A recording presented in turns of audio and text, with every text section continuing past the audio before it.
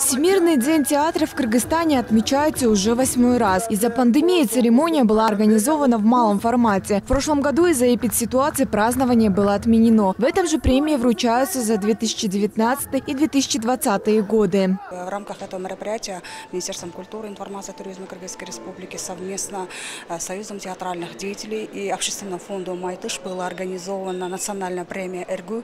Это вручается тем работникам в сфере театра.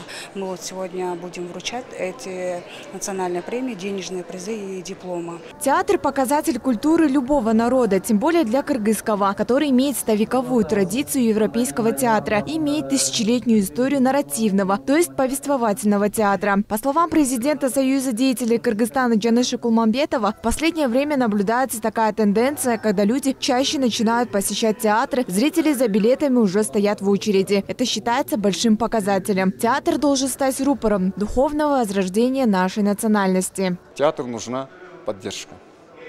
Театру нужна господдержка. Кино не нуждается в этом. Кино – это всегда индустрия. А театр – это, я вам скажу, это никогда не может быть коммерческим, видом искусства. Поэтому театр нуждается всегда в государственной поддержке.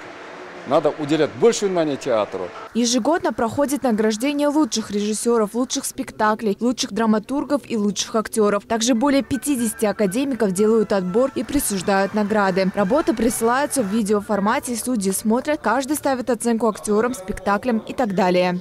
Сегодня Всемирный день театра. Все театры Кыргызстана празднуют этот замечательный праздник в городе Ош, на Рыне. Поздравляю всех коллег с этим замечательным праздником. Желаю успехов и процветания в работе, здоровья и благополучия.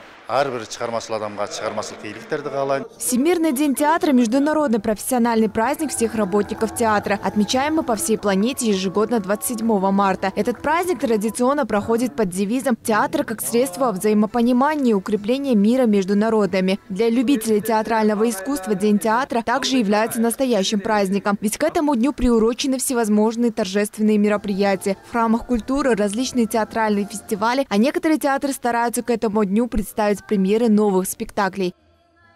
Айджан Аманова, Нурболсун Тургуналиев, Нью ТВ.